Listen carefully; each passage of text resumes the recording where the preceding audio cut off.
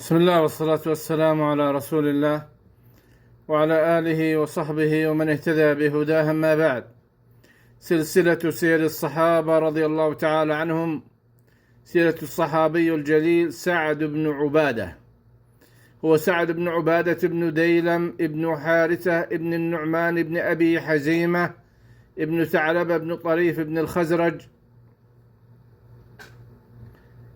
الخزرجي الساعدي. أبوه عبادة ابن ديلم ابن حارثة بن النعمان، كان مشهورا بالكرم في الجاهلية، وورث هذه الصفة لابنه سعد رضي الله عنه. أمه عمرة بنت مسعود، وأولاده قيس بن سعد بن عبادة وسعيد بن سعد بن عبادة.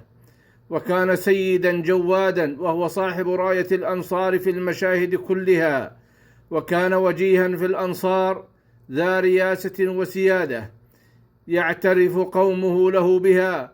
وكان يحمل إلى النبي صلى الله عليه وسلم كل يوم جفنة مملوءة ثريدا ولحما تدور معه حيث دار. يقال لم يكن في الأوس ولا في الخزرج 4 يطعمون يتوالون في بيت واحد إلا قيس بن سعد بن عبادة بن ديلم، وله ولأهله في الجود أخبار حسنة. عن قيس بن سعد قال: زارنا رسول الله صلى الله عليه وسلم في منزلنا، فقال: السلام عليكم ورحمة الله. قال: فرد سعد ردا خفيا. قال قيس: فقلت: ألا تأذن لرسول الله صلى الله عليه وسلم؟ قال: دعه يكثر علينا من السلام. فقال رسول الله صلى الله عليه وسلم: السلام عليكم.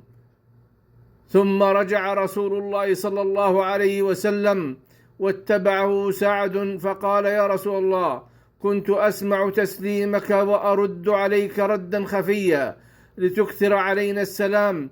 فانصرف معه رسول الله صلى الله عليه وسلم، فأمر له سعد بغسل فاغتسل، ثم ناوله ملحفة مصبوغة بزعفران أو ورس فاشتمل بها، ثم رفع رسول الله صلى الله عليه وسلم يديه وهو يقول: اللهم اجعل صلواتك ورحمتك على آل سعد بن عبادة.